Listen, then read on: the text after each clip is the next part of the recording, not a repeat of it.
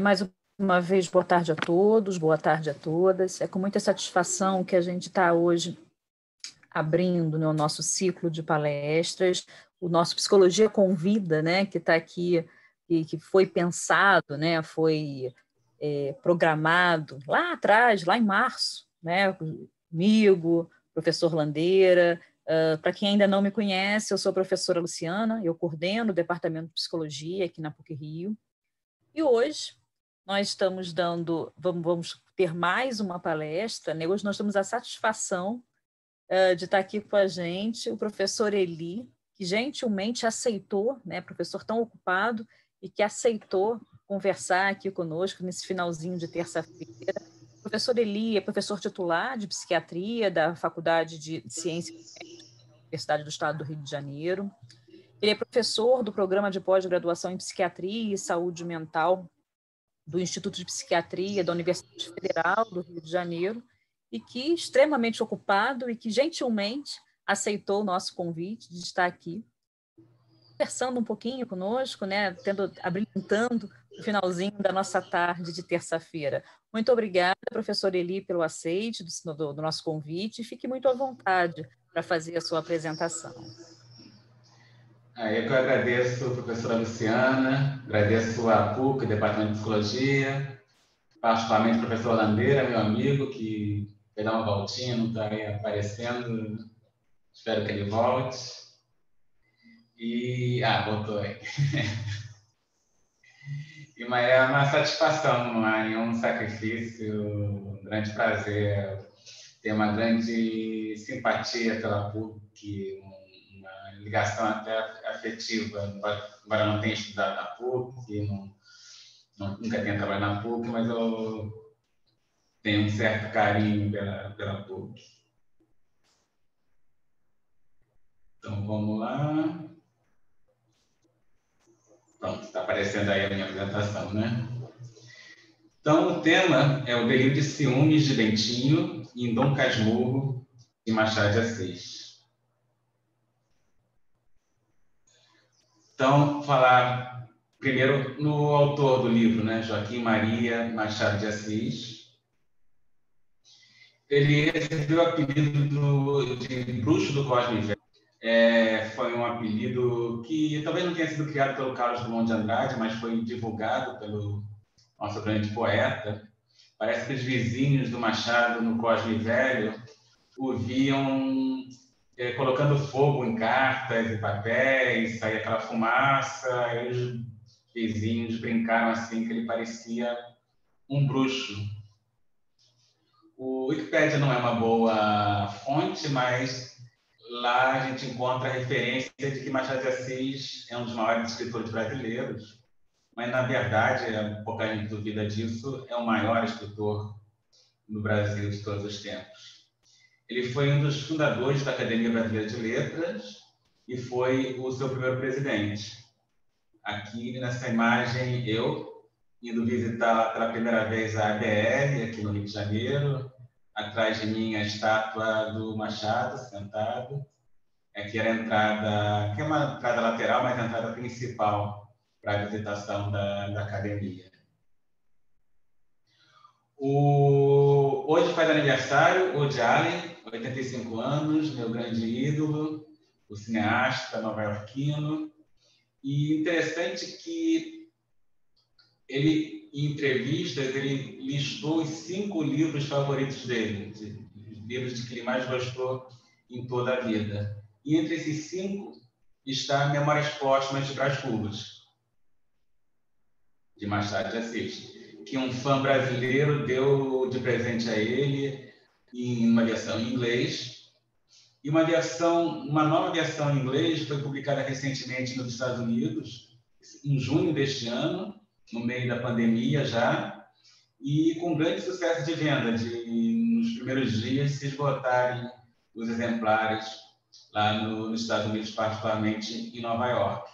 Então, está havendo um redescobrimento do Machado de Assis nos Estados Unidos, na língua inglesa. E eu gosto muito desse comentário feito por esse estudioso sobre Machado, Luiz Antônio Aguiar, que fala mais ou menos o seguinte, que quando você pega um livro de Machado de Assis, você tem que ter consciência de que você está diante de um milagre. Porque Machado foi um grande sucesso em vida, contrariando todas as possibilidades. Diferentemente, por exemplo, de Vincent van Gogh, que durante a vida só vendeu uma única tela e hoje em dia é considerado um dos maiores pintores de todos os tempos, certamente é um dos mais populares artistas, pintores de todos os tempos. Por que é um milagre o Machado de Assis ter sido tão bem sucedido em vida? Nasceu no que hoje em dia a gente chama de comunidade, né? Uma favela, no Morro do Livramento, aqui no Rio de Janeiro. Acho que esse morro não existe mais. Nasceu em 1939. Ele era descendente de escravos. O avô paterno dele foi escravo, ainda alforriado, libertado em vida. O pai dele era mulato e a mãe que era branca. Então, Machado de Assis era mulato ou negro, depende da definição. Imagine, ele viveu a vida toda praticamente ainda durante a escravidão. A Lei Áurea foi assinada em 1888, né? Libertação dos escravos no Brasil pela Princesa Isabel.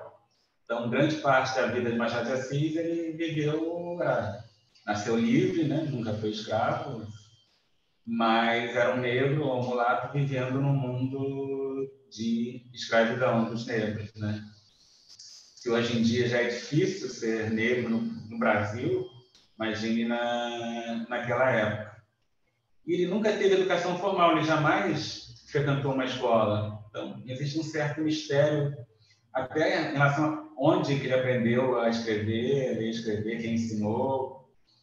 Provavelmente ele foi muito autodidata, ele conhecia vários idiomas, ele lia em inglês, em francês. Durante toda a vida dele, ele praticamente nunca saiu do estado do Rio de Janeiro.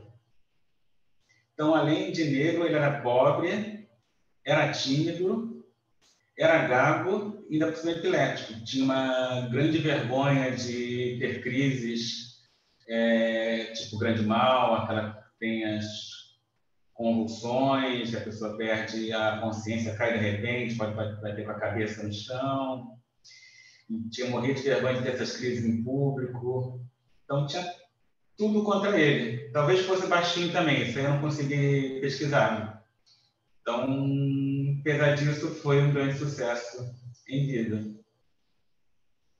Eu falei sobre Memórias Póstumas de Brás Cubas, né? Um dos livros favoritos do Woody Allen, sucesso atualmente, de vendas em inglês nos Estados Unidos, mas a gente vai abordar o Dom Casmurro, o outro livro. Quem gosta de Machado de Assis, muita gente obviamente gosta, tem como preferido ou Dom Casmurro ou Memórias Póstumas. No meu caso, é Dom Casmurro. Aqui a imagem da capa da primeira edição do livro. O livro foi publicado em 1899 e, na época, Machado de Assis já tinha 60 anos de idade.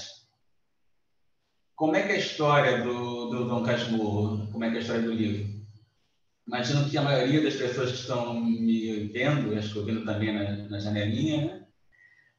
Leram o livro e, em geral, obrigados na escola, que foi, aliás, o meu caso, né? Que é um dos clássicos da nossa literatura, e, frequentemente, a professora de português, de literatura, manda os alunos lerem Dom Casmurro de Machado de Assis. Então, muitos de vocês certamente leram, os mais velhos leram há muitos anos, ainda adolescentes. Mas, se houver, imagino que haja alunos de graduação em psicologia, então leram há não tanto tempo atrás. A história, como é que é? Ela é narrada pelo primeiro autor, que é em primeira pessoa, pelo Bento Santiago, que é um advogado de 55 anos, que ele vive isolado num bairro da Zona Norte aqui do Rio de Janeiro, no Engenho Novo, onde ele escreve suas memórias. E escreve suas memórias, assim, estando no final da vida. Porque naquela época as pessoas viviam bem menos, então ter 55 anos era praticamente ser idoso. E por acaso é a minha idade atual, E hoje, diferentemente daquela época, eu me considero no auge da vida. Mas o Bentinho, né, o Santiago, aos 55 anos, esse advogado, ele estava no final da vida, então ele podia escrever suas memórias, né, fazer um relato por escrito de sua vida. O apelido Dom Casmurro foi dado pelos vizinhos, muito ligado ao isolamento social dele, né? Não tinha pandemia naquela época. Ele quis se tornar recluso.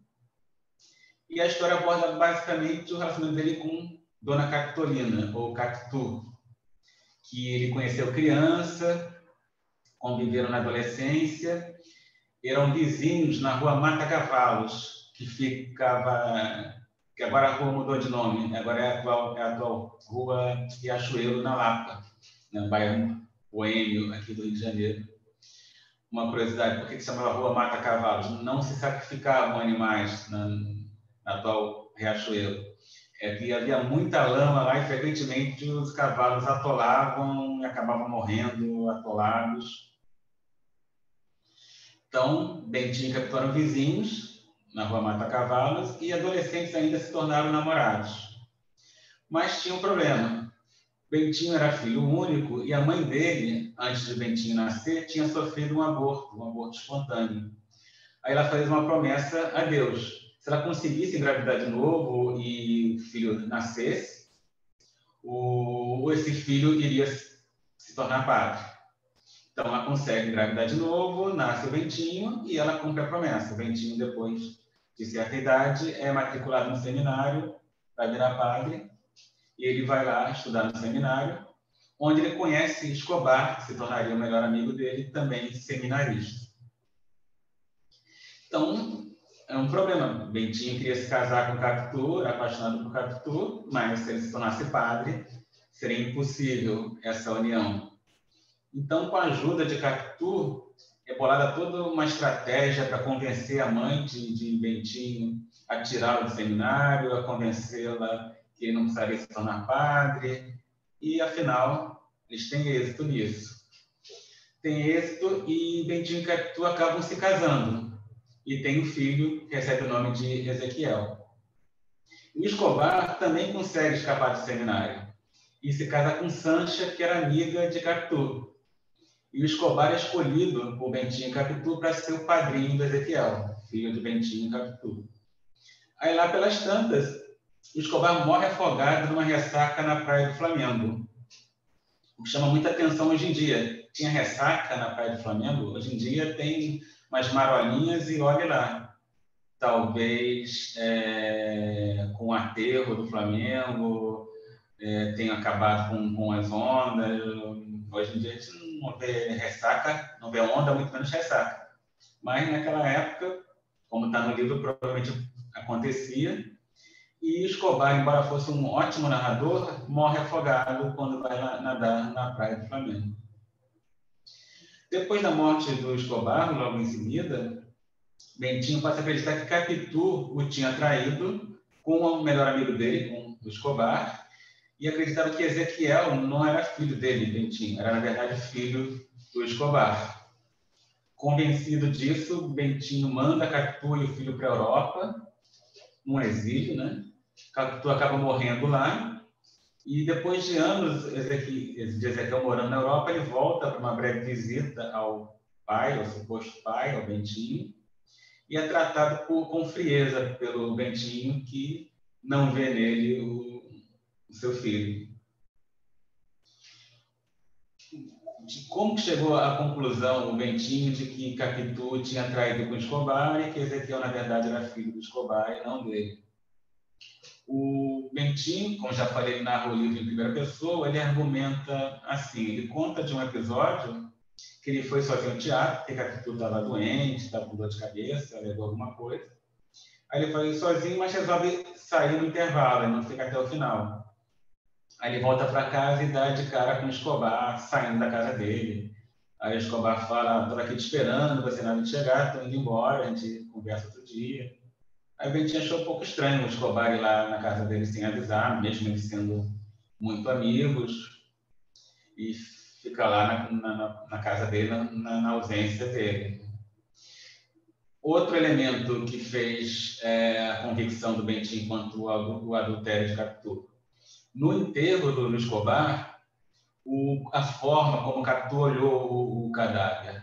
Bentinho relatou assim: o Capitu olhou alguns instantes para o cadáver do Escobar, né, tão fixa, tão apaixonadamente, que não admira lhe saltassem algumas lágrimas poucas e caladas. Chamou muita atenção do Bentinho como o Capitu estava sofrendo, como estava afetada pela morte do Escobar. E o principal argumento do Bentinho é que, para ele, o menino, o Ezequiel, era muito parecido com o Escobar. Para começar, o Ezequiel tinha olhos claros e nem Bentinho nem Capitu tinham olhos claros. Quem tinha olhos claros era o Escobar. Além disso, conta o Bentinho que não só os olhos eram parecidos, mas as restantes feições, a cara, o corpo, a pessoa inteira. Mas será que Capitu era mesmo culpada? Será que Capitu realmente traiu o Bentinho com o Escobar? Quando o livro foi publicado, nas décadas seguintes, não havia nenhum questionamento quanto a isso. Todas as resenhas sobre o livro falavam que o livro era uma história de adultério. Não havia uma dúvida, não era uma questão. Então, Machado de Assis morreu e não se pronunciou a respeito, morreu em silêncio.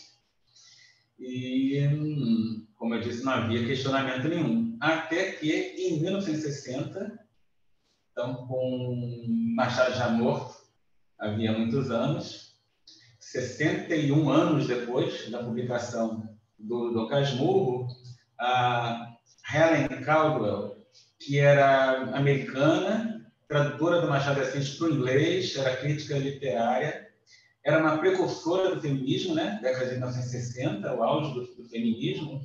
Ela publica um livro chamado Brazilian Othello of Machado de Assis, em que ela afirma que Capitu era inocente.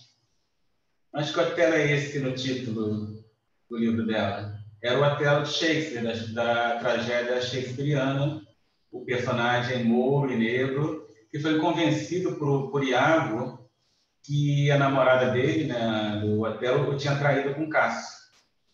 Convencido da culpa de Desdémona, ele mata a Desdémona, mas aí depois ele descobre que era uma mentira de Iago, que ele inventou aquela história, que Desdémona era inocente, e comete suicídio, tomado pelo remorso de ter matado a amada, inocente, ainda por cima, o Otelo se mata.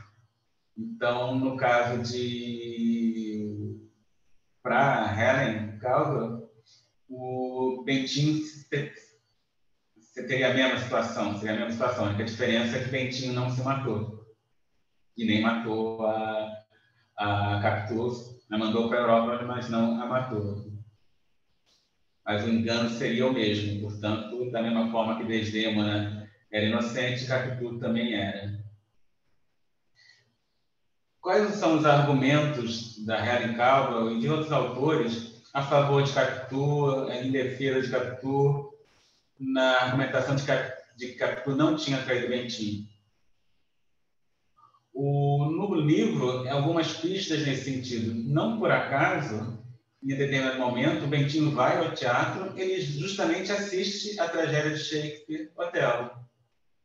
Machado de Assis botou o Bentinho para ver justamente essa tragédia no teatro. E o sobrenome do Bentinho, né? Bento Santiago. Ou seja, o Iago, que é o intrigante, que mente para o Otelo na tragédia shakespeariana, o nome Iago já está presente no sobrenome do Bentinho, né? Como se Iago estivesse dentro do próprio Bentinho, enganando, nesse caso, a si próprio. Como já falei, o livro é escrito em primeira pessoa, então só Bentinho tem voz. Ele podia escolher os fatos que ele quisesse, poderia deturpar os fatos, poderia escolher os fatos mais favoráveis à tese dele de traição.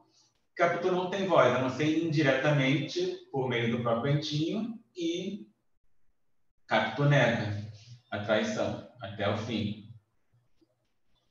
Então, para muitos autores, o Bentinho tenta manipular o leitor e talvez até não apenas tenta convencer o leitor, mas tenta convencer a si mesmo. Que imaginem só, esse Bentinho é tomado pela dúvida, assim, já com mais de 50 anos de idade, Capitu já morta, anos e anos sem ver o filho, e de repente ele fica em dúvida, será que Capitu realmente me traiu? Talvez a dor de Capitu ser inocente, ele ter acusado uma inocente, ter perdido aqueles anos de convívio com o filho, com a esposa, talvez fosse mais terrível do que continuar acreditando na traição. Então, para alguns autores, o Bentinho não tenta apenas convencer o leitor, mas tenta convencer a si mesmo de que Capitu era culpada. E como é que ele faz essa manipulação sobre o leitor? Ele descreve Capitu desde criança como uma pessoa ardilosa. Ele mostra o comportamento da menina e diz, agora ela adulta, a mesma coisa, o ardil dela já estava presente desde que ela era criança. Então faz comentários assim, se te lembras bem da Capitu menina, hás de reconhecer que uma estava dentro da outra, como a fruta dentro da casca. Chama atenção o comentário do agregado da casa de Bentinho, José Dias, sobre os olhos de Capitu, como olhos de cigana, oblíqua e dissimulada. E os olhos de Capitu também são chamados, pelo Bentinho, de olhos de ressaca, no sentido de ser traiçoeira, né? Como uma onda de grande tamanho, da mesma forma que ondas mataram o Escobar. Como ele descreve os olhos de ressaca, uma força que arrastava para dentro, como a vaga que se retira da praia nos dias de ressaca. A palavra ressaca aparece no livro 14 vezes. O consenso atual é que realmente há indícios da traição, mas não tem provas inequívocas. A ideia consensual é que Machado de Assis deixou em aberto. Tanto você pode acreditar que houve a traição, como pode acreditar na inocência de Capitu. A margem para as duas hipóteses são defensáveis, não tem como ter certeza. Tanto isso é verdade que em muitas faculdades de direito se simulam o julgamento de Capitu, com promotor, advogado de defesa, juiz, júri, porque a argumentação para os dois lados, para a culpa e para a inocência de Capitu. E o que eu vou defender é que o Bentinho sofria de um delírio de ciúmes, o que classicamente na psiquiatria já foi chamado de síndrome de Otelo, também numa referência à tragédia, ao personagem shakespeariano. Mas não é uma hipótese que eu criei, não é uma visão nascida na minha mente. Eu roubei do professor José Leme Lopes, que foi professor catedrático da psiquiatria no Instituto de Psiquiatria da UFRJ, aqui no Rio de Janeiro. Foi diretor do Instituto de Psiquiatria da UFRJ, o INPUB, e que eu conheci durante a minha residência. Eu fiz minha residência em 1989, 1990, e assisti uma palestra do professor Leme Lopes, já estava aposentado. Ele iria morrer naquele ano, no ano seguinte, já estava com 80 anos ou um pouquinho mais. Eu lembro de ficar muito impressionado com ele, que estava muito atualizado, conhecia os medicamentos mais modernos, as classificações, a versão mais moderna do DSM, que é a classificação da Associação Psiquiátrica Americana. E eu aqui novinho, cheio de cabelo, quando era residente, tive o prazer de assistir uma palestra do Leme Lopes. Não tirei uma selfie com ele, porque não existiam celulares na época, e nem máquinas fotográficas digitais, mas ficou gravado na minha memória essa lembrança que foi muito agradável.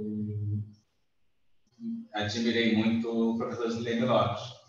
E ele, levanta essa hipótese de ser um delírio de ciúmes no personagem Bentinho, do Dom Casmurro, nesse livro que ele publicou em 1974, chamado A Psiquiatria de Machado de Assis, em que ele analisa vários livros, várias obras, vários personagens machadianos à luz da psiquiatria.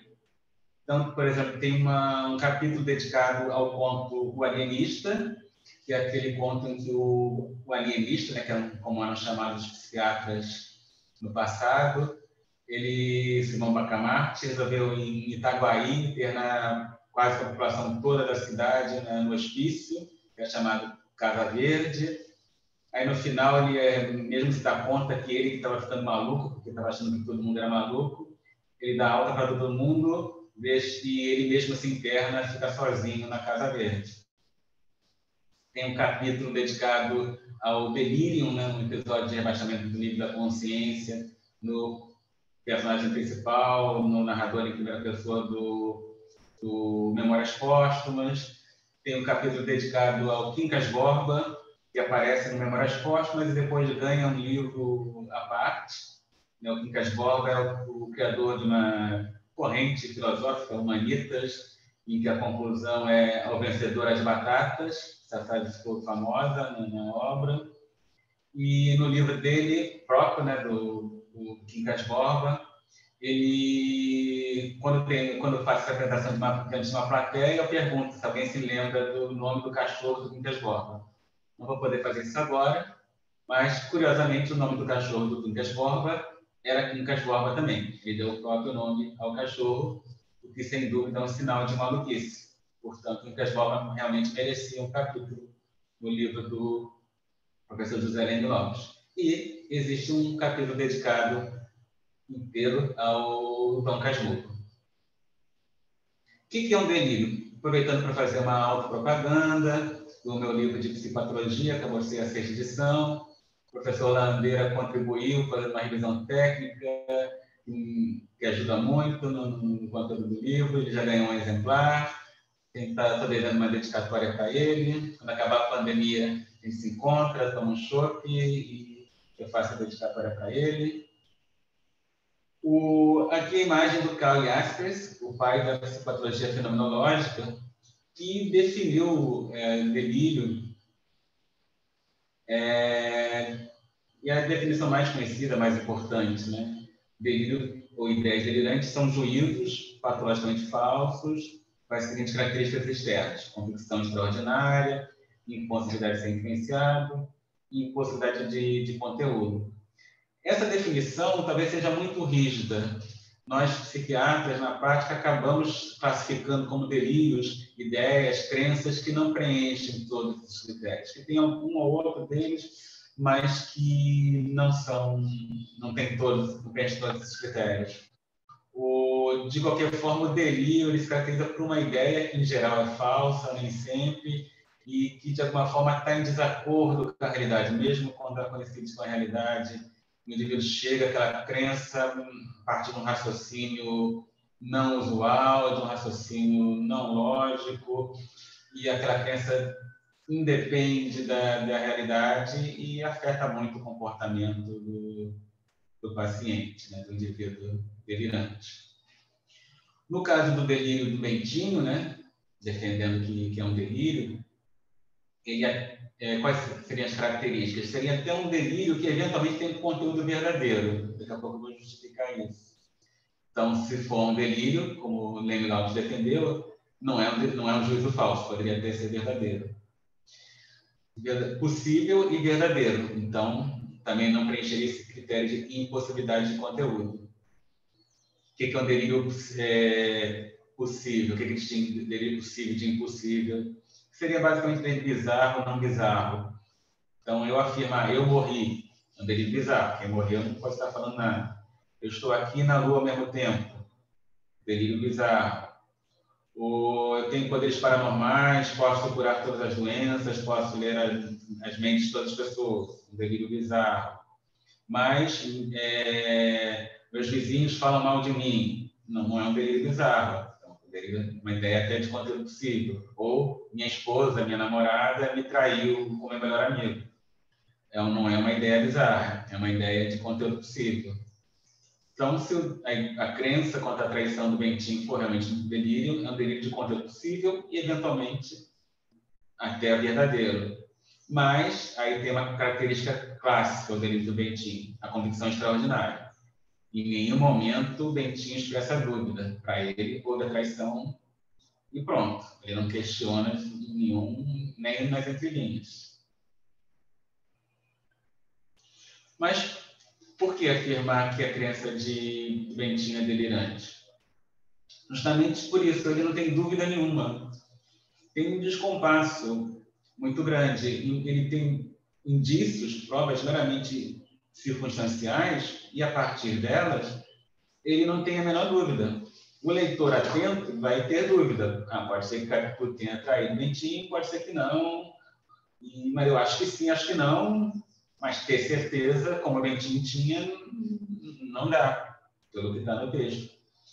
E o próprio Bentinho selecionou, ele é o autor das memórias, né? Então, ele selecionou as informações, então, tudo que ele poderia usar contra Capitu, ele usou para convencer o leitor. E, mesmo assim, ele não convence inteiramente o leitor. Convence a si próprio.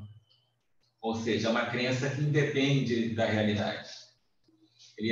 Se ele tivesse tido apenas uma desconfiança, uma suspeita, aí tudo bem, mas uma crença influenciável, extraordinária, como ele tinha, mostra que aquele pensamento era uma coisa independente da realidade.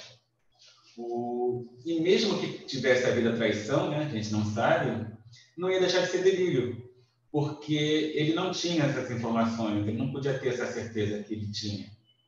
Então, se eu tivesse havido a mesma traição, seria uma coincidência.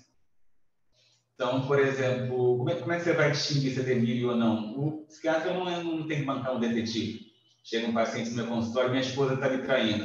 Então me dá uma foto da sua esposa, me fala os hábitos dela, que eu vou segui-la, eu vou descobrir se você está delirante ou não. Então, eu sigo a esposa, aí ela se encontra lá com a amante, e aí, vamos suspender seu remédio, você não está delirante. Eu descobri que o delírio não é delírio, é verdade. Não, psiquiatra não é detetive. A questão é como o indivíduo argumenta como ele chegou àquela crença. Se o indivíduo diz assim, sei que minha esposa está me traindo, como é que você sabe disso? Um passarinho azul pousou aqui na minha janela e ficou cantando. Isso com certeza mostra que minha esposa está me traindo. Sem dúvida, é uma crença delirante. A esposa o estar traindo ou não faz a menor diferença. Continua sendo crença delirante. Se a esposa o está traindo, é mera coincidência. Não deixa de ser delírio. Mas se o indivíduo argumenta, o próprio Bentinho, se o Bentinho tivesse argumentado assim, Capitu falou que é o dentista. Aí tudo bem, eu estava meio desconfiado, saí de casa para trabalhar, mas na verdade eu fiquei lá esperando ela sair e seguir. E ela foi até a casa do Escobar, meu melhor amigo, e a Sancha, a esposa do Escobar, estava viajando, e Capitu ficou lá 5 horas seguidas na casa do Escobar, saiu de lá sorridente, chegou em casa e contou para mim que tinha realmente ido ao dentista. Eu acho que a minha esposa está me traindo. Com uma argumentação assim, não é um delírio. Existe uma boa argumentação com base na crença da traição. Não era uma argumentação assim que tinha o Bentinho. Portanto, a gente pode considerar como uma crença delirante, tendo o traído ou não. Não faz diferença. Qual seria o diagnóstico psiquiátrico do Bentinho? Usando as classificações atuais, seria o transtorno delirante, que antigamente se chamava paranoia, que se caracteriza basicamente por um único sintoma, que é o delírio, e é um delírio tipicamente pouco bizarro, como eu exemplifiquei, delírio de conteúdo possível, diferentemente do delírio da esquizofrenia, que é um delírio tipicamente bizarro de conteúdo impossível. É um delírio bem sistematizado, que é um delírio bem sistematizado. Existe toda uma argumentação lógica, o Bentinho é capaz de dizer quem o traiu, com quem o traiu, por que ele acredita nisso, associar com outras ideias. É um delírio monotemático, é só aquele delírio, não tem outros delírios relacionados. Delírio de base interpretativa, existem eventos reais, a Capitu chorou no velório e enterro do Escobar. Podia haver uma semelhança entre o Ezequiel, filho do Bentinho, que Capitu supostamente, e o Escobar. Mas aí, a partir desses eventos reais, foi criada uma interpretação patológica, uma interpretação delirante ou delirante. E, tipicamente, no transtorno delirante, ao contrário da esquizofrenia, as alucinações estão ausentes ou são muito raras e não tem sintomas negativos da esquizofrenia, né? De comportamento afetivo, de hipovolia, de empobrecimento do pensamento, etc. Bentinho no divã. Vamos fazer uma análise psicanalítica do Bentinho, que foi tirada basicamente da obra do Leme Lopes, embora ele não fosse psicanalista. Veio primeiro a personalidade pré-mórbida, né? Como é que era Bentinho antes da crença delirante, antes de adoecer, antes de passar a acreditar que Capitu tinha traído. Ele já era adolescente, ciumento, possessivo em relação a Capitu, e claramente mais imaturo que Capitu. Capitu era muito mais madura do que ele, embora Capitu fosse um ano até mais nova que ele. Você vê que o Bentinho é submisso, ele é medroso, quem comanda a ação, inclusive para convencer a mãe do Bentinho a tirar do seminário, é Capitu. Capitu parece ser adulta, o Bentinho parece ter muito menos de 15 anos. E o próprio Bentinho acha isso, ele falando, se comparando com Capitu. Capitu era Capitu, isto é, criatura muito particular, mais mulher do que eu era homem. Ou o Bentinho relatando um comentário de Capitu sobre ele. Você há de ser sempre uma criança. Freud, em 1911, veio o caso Schreber, em que defende a ideia de que, aqui o Freud, todo delírio seria uma defesa contra impulsos homossexuais, que haveria conflitos relativos a uma homossexualidade latente, essa seria a gênese do delírio. Não é uma ideia consensual na psicanálise hoje em dia, ninguém acha que seja uma verdade absoluta, que todo delírio tem essa origem, estou me referindo só aos psicanalistas, mas se observa na clínica que alguns delírios realmente têm uma ligação com conflitos relativos à sexualidade, particularmente à homossexualidade. E interessante que o caso Schreber foi publicado em 1911, portanto, 12 anos depois da publicação de Dom Casmurro. Ou seja, o Machado de Assis não influenciou, o Freud não influenciou o Machado de Assis. Dom Casmurro é anterior. Provavelmente não foi o Machado de Assis que influenciou o Freud, mas, com certeza, o Dom Casmurro não foi influenciado pelo relato do caso Schreber. Como é que é a teoria que o Freud propõe? Primeiro, dá como exemplo o delírio de ter uma perceptória, né? Querem me matar, estão contra mim, querem me fazer algum mal, botam veneno na minha comida, me seguem na rua, etc, etc. Então, seria eu, um homem, o amo outro homem. Aí, negação, primeiro mecanismo de defesa, não, eu não o amo. Mas não resolve muito, aí tem que transformar no contrário, que é outro mecanismo de defesa, formação reativa. Eu não o amo, eu o odeio. Mas odiar também é uma coisa feia, né? Uma coisa reprovável para o superego. Então, se faz a projeção, outro mecanismo de defesa bem primitivo. Não, eu não odeio. Ele que me odeia e me persegue. Delírio de perseguição. E delírio de ciúmes, como o do Bentinho, seria parecido. Então, começando do mesmo jeito, eu, Bentinho, um homem, amo o Escobar. Não, eu não amo o Escobar, negação. Aí, projeção. Quem ama o Escobar é Capitu. Delírio de ciúmes. Mas Bentinho ama Escobar? Tem muitas pistas no texto de Dom Casmurro. Olha um comentário do Bentinho, se referindo à traição de Capitu. A minha primeira amiga, Capitu, né, e o meu maior amigo, Escobar, tão extremosos ambos e tão queridos também, quis o destino que acabassem juntando-se e enganando-me. Ou seja, Capitu ganha uma importância cronológica, primeira amiga, mas em ordem de grandeza, o maior amigo é Escobar. E um relato que o Bentinho faz, de certa vez, ele se despedindo do Escobar no seminário, e as pessoas em volta acharam estranha aquela despedida. Não, despedida não, foi um Bentinho dando os parabéns lá, que o Escobar foi bem numa prova. Fiquei tão entusiasmado com a facilidade mental do meu amigo, do Escobar, que não pude deixar de abraçá-lo. Era no pátio. Outros seminaristas notaram a nossa efusão. Um padre que estava com eles não gostou. A pessoa achou meio estranho aquilo. Aí sim, agora são das despedidas. Certa vez a Capitu viu as nossas despedidas tão rasgadas, afetuosas, e quis saber quem merecia tanto. É o Escobar, falou o Bentinho para a Capitu. Chamou a atenção de Capitu também, né? O relacionamento desses dois amigos, colegas no seminário. E outra vez que o Bentinho se despediu do Escobar, com muito afeto. Ele, de dentro do ônibus, ainda me disse adeus com a mão. Observei minha porta a ver se, ao longe, ainda olharia para trás, mas não olhou. Parecem namorados se despedindo, né? Soma-se a isso a descrição que Bentinho faz dos olhos de Escobar. Dulcíssimos, né? Tinha olhos claros. Os olhos de Capitu eram de cigana oblíqua dissimulada ou de ressaca, mas os olhos de Capitu, de Escobar, eram dulcíssimos. Bentinho tinha um retrato de Capitu, de Escobar, na casa dele. De vez em quando ficava olhando para esse retrato. E tem um episódio que o Escobar pede, ele se gaba, né, tão grande nadador, pede para o Bentinho apalpar os braços dele. E o que o Bentinho faz? Apalpei os braços como se fossem os de Sancha, né? Como se fosse uma mulher, mas era um homem.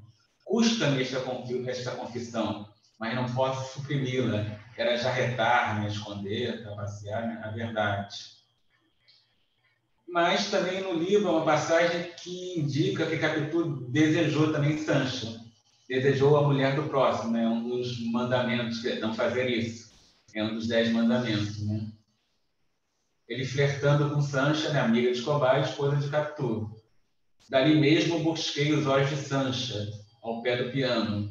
Encontrei-os em caminho. Pararam os 4 e ficaram diante uns dos outros. Também algo reprovável que o superego não aceitaria, isso de desejar a mulher do próximo ou a amiga da esposa. Né?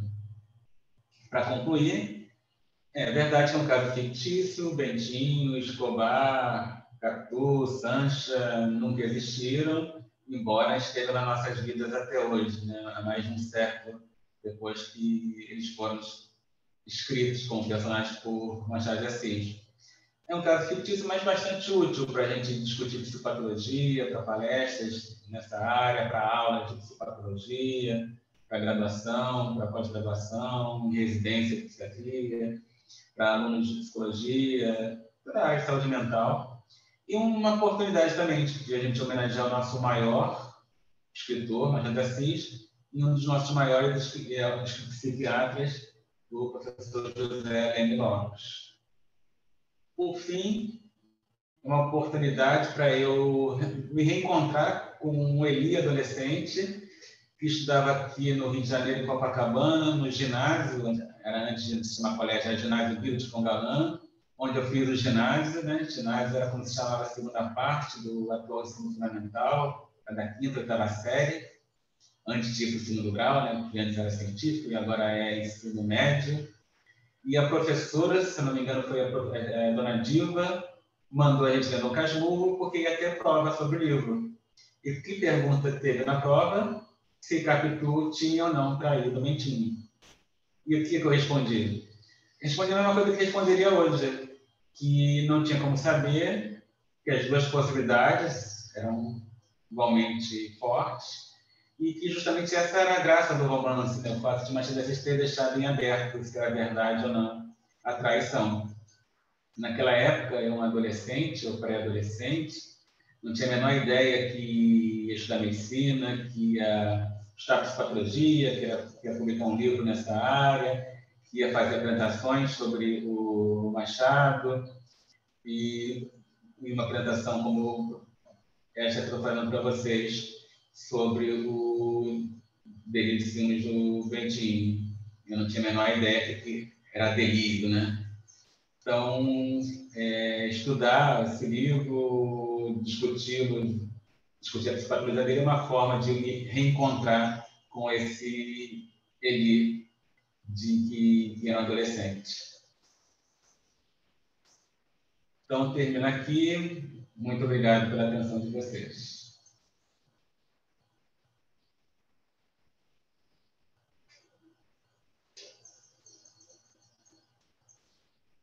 Não sei se tem espaço para perguntas. Tem sim. Eu acho que a gente pode abrir para perguntas. Quem quiser fazer perguntas, comentários, por favor, pode colocar aqui no chat. A gente tem aqui vários comentários. Não sei se você está acompanhando aqui o chat. Comentários de que, enfim, algumas pessoas, a Carla, por exemplo, a Carla de Fátima, quando você estava fazendo a apresentação, ela coloca que ela não tinha observado essa nuance. Obrigada pela discussão incrível. O José Cristóvão pediu para que mas você fez isso agora no final, né? Você divulgou aqui o seu contato, e sim, só respondendo, a gente vai divulgar o link, né, dessa palestra no site do departamento. A Lucila falando que é muito interessante, novos pontos não vistos antes. Tem a Carla, fala que ela era muito sensual, que um recatado Isso. hipócrita. Eu lembro quando eu li pela primeira vez, eu me apaixonei por Capitu, né? Tem uma cena, né, uma passagem no livro que a Capitu pede para o Bentinho escovar os cabelos dela. Eu achei uma sensualidade inocente, mas uma coisa muito sensual, uma sensualidade pura, digamos assim, que realmente mexeu comigo, marcou, né? O prazer do Bentinho e do leitor, ele escovando os cabelos de Capitu. Aí me apaixonei até hoje, sou apaixonado pela Capitu.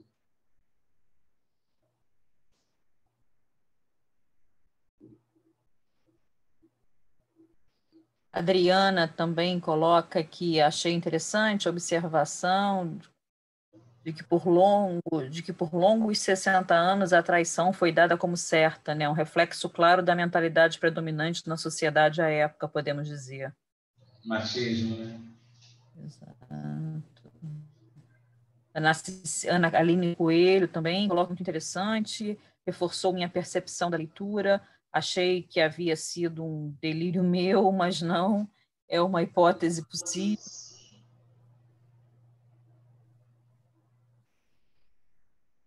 Então, agradecendo aqui pela discussão.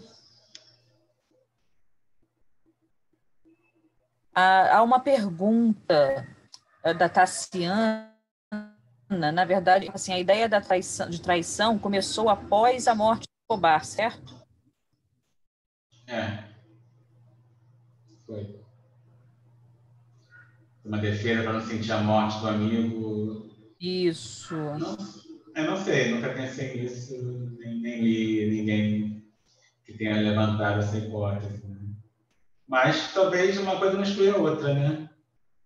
Sim.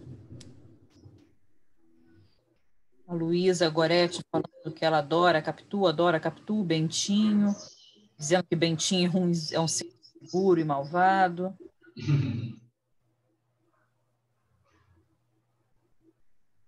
Agora a Carla, seu nome, Carla Fátima, né?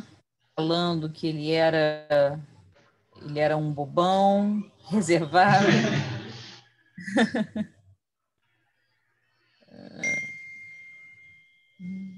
A Rose Eskenazi cantando medicamento. Né?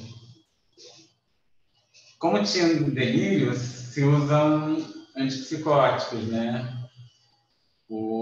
Mas a literatura e a prática também mostram que o delírio, um transtorno delirante, responde menos a antipsicóticos do que delírios em casos mais graves, como a esquizofrenia.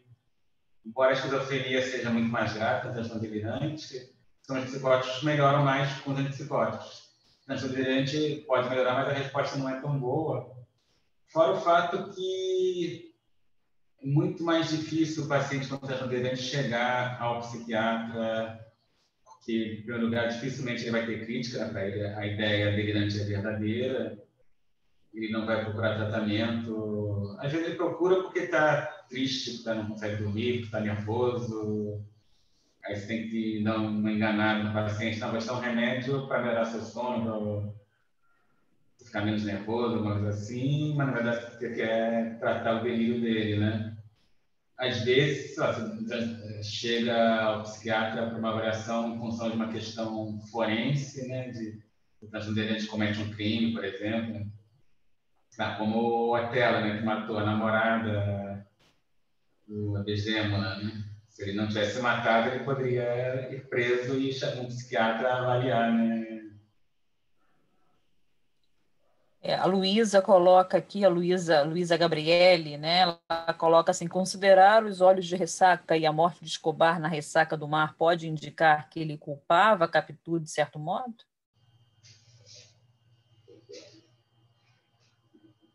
Não vejo por quê, assim, não parecia assim, ele culpava o Capitu pela traição, né? Não pela morte do Escobar. Foi uma coisa inesperada, porque Escobar era um grande nadador, né? E foi sem medo nenhum enfrentar a ressaca na praia do Flamengo. Hoje em dia a gente teria medo da poluição, né, na água, né, não de morrer afogado. A Valéria também está parabenizando aqui, dizendo que ela nunca havia pensado nessa hipótese.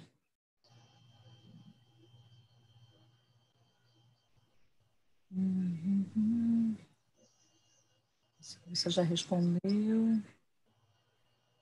Não, alguém falou de paranoia, transtorno delirante. Paranoia é um nome antigo. Nas práticas atuais não existe mais paranoia. Aí foi substituído por transtorno delirante.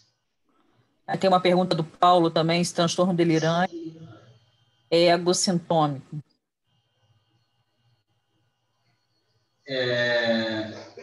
Transtorno delirante, a pessoa acredita no delírio, né? Mas pode sofrer, mas não acreditando que tem uma doença. Então, digamos, Bentinho, sofreu imensamente, não por achar que estava doente, mas sofreu por acreditar que tinha sido traído, né?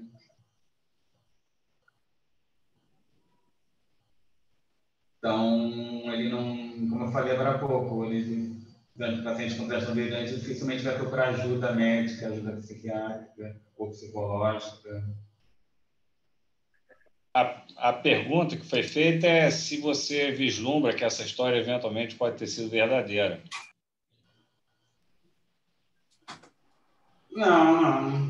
Tem nada na biografia de Machado de Assis que indique que tenha sido um caso real, não. Tem uma série de perguntas boas aqui.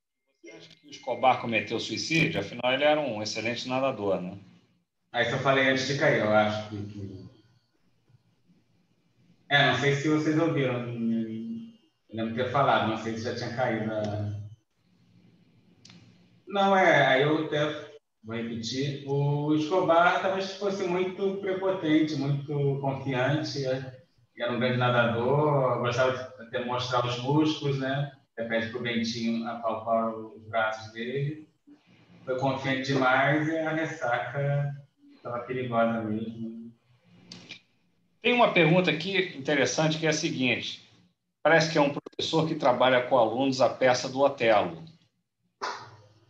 No ensino médio de Otelo tem sempre o mesmo diagnóstico de Bentinho na segunda psicologia, então ele quer saber se, de acordo com a tua visão, o Otelo e o Bentinho sofrem de transtornos delirantes. O Bentinho, sim, mas o Otelo...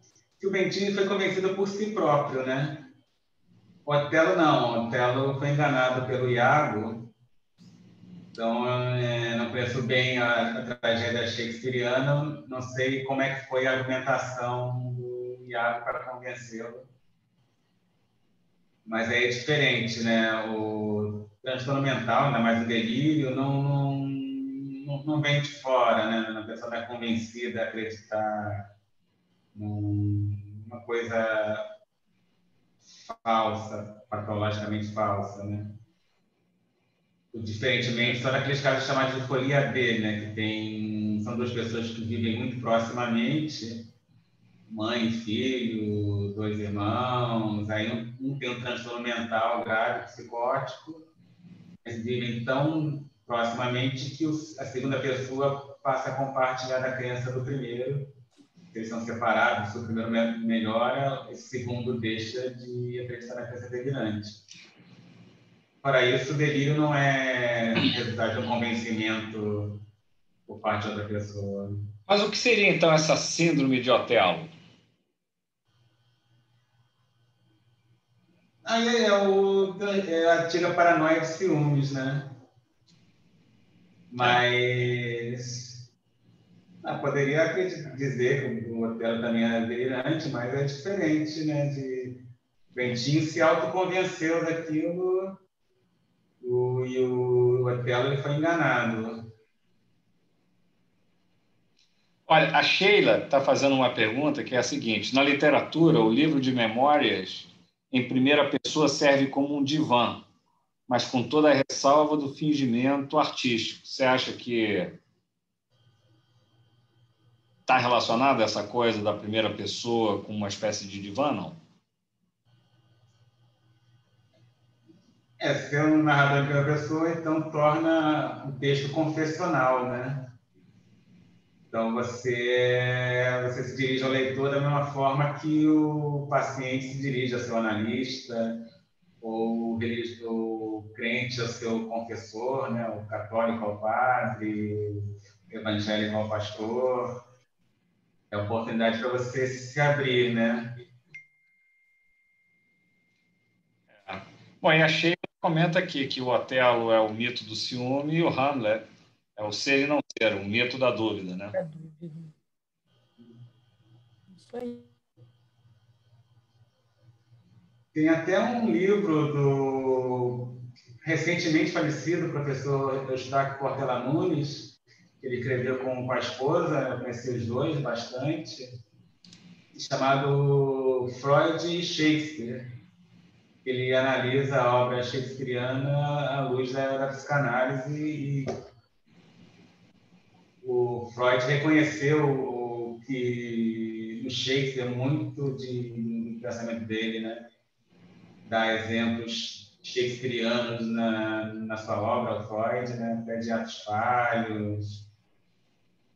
Freud se interessava muito por Shakespeare, né? Existe essa ligação. Indo em consonância até com o que a Aline coloca, né? Que ela sugere, né? Uma sugestão da Aline, né?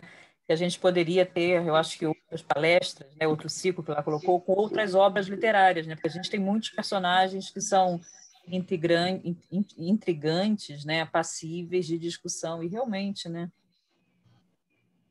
Existem alguns livros que analisam psicanaliticamente personagens. Eu mesmo, junto com o professor Landeira, faz propaganda aí, Landeira. A gente escreveu um livro, não abordando psicanaliticamente, mas abordando psiquiatricamente personagens de filmes, né? Não da literatura, mas do cinema. O Eli é uma pessoa fascinante, né? O Eli é uma cultura tremenda. Ele tem conhecimento desde o Flamengo, que é uma coisa super popular, até o Woody Allen, passando aí pela psiquiatria, pela psicanálise. Enfim, é uma pessoa assim única. Tenho um grande prazer e gosto muito da nossa amizade, é uma pessoa fantástica. Tive a oportunidade de aprender muito com ele sobre psiquiatria nesse livro que a gente escreveu junto, não é? É uma amizade que cultiva já há vários anos, então é um prazer poder escutar. Tentei lembrar do Dom Casmurro quando eu li há tantos anos atrás, né? A leitura obrigatória do São Vicente. Bacana essa sua lembrança de escola, né? Isso realmente, os livros do Machado de Assis remetem a gente ao científico. Aí eu acho que não li no ginásio. O ginásio era, né, até a 8ª série. Então, prazer, realmente fantástica a sua apresentação. Achei que foi É a forçação de barra, achar o caso Schreber, mas, enfim, tem da psicanalítica aí na sua apresentação. Parabéns. Não, tudo que eu peguei de psicanálise, eu não peguei do Freud, não. Peguei só passando o caso Schreber, mas o Lene Lopes, que não era psicanalista, usou muito a psicanálise para argumentar que era o delírio, que tinha essa base nesse tipo de conflito ligado à homossexualidade. Bom, enfim, está feita aí o seu caso, a apresentação, e pelo que eu vi, as pessoas... Eu também nunca tinha imaginado que poderia se aventar essa possibilidade de homossexualismo, mas, enfim, as pessoas acharam interessante. Quem for reler agora vai reler com outros olhos, né? Porque é um livro tão bom que você deixa de ver detalhes assim, você tem que ir só na terceira, quarta releitura que você vai achar aquilo. E incrível, mas o Assis ficou quieto. Com certeza ele fez de propósito, deixar dúvida. Mas morreu quieto, não falou nada. De bruxaria mesmo. Bom, como você escreveu quando estava no ginásio, a graça toda está aí, né? Bom, mas deixa eu não vou mandar um beijo no seu coração, senão você vai ficar paranoico. Deixa eu também te agradecer, Landeira. Também dizer que eu tenho uma grande alegria de contar com a sua amizade. Mesmo você sendo botafoguense. Mas apesar de sermos muito amigos, já brigamos muito, né? Já brigamos muito. Temos uma gremista aí. Gremista? Acabou de mostrar aí. E o Renato uma coisa para ela agora, né? 5-1. 5-0. 5-0 no Maracanã. Exato. Eu estava no Maracanã nesse dia. Mas a gente é muito amigo, André, mas eu adoro contar e eu acho que é verdade. Já vai contar essa aí. Você quer contar? Eu mesmo conto. Ele brigou mais comigo do que com a esposa dele. Ele é separado da esposa, não é isso? O casamento durou 10, 11 anos, eu briguei mais com você do que com ela. Tá certo. Sensacional, gente. Olha, Eli, muito obrigada. Muito obrigada pela sua palestra. Valeu, Eli. Muito obrigada pelas novas reflexões, pelas novas... Certamente, eu acho que a nossa leitura não vai ser a mesma, né? Depois dessa sua palestra, de todas essas questões que você trouxe para a gente. Então, eu só tenho a agradecer. E ficamos por aqui. E quem sabe você não volta aqui no próximo ano, né, que a gente vai continuar, e aí a gente traz aqui novos personagens, novas discussões. Então, já fica aqui, talvez, um convite, né, para o próximo ano. Muito obrigada, Eli. Muito obrigada a todos. Boa noite a todos, boa noite a todas. Boa noite a todos e a todas. Tchau.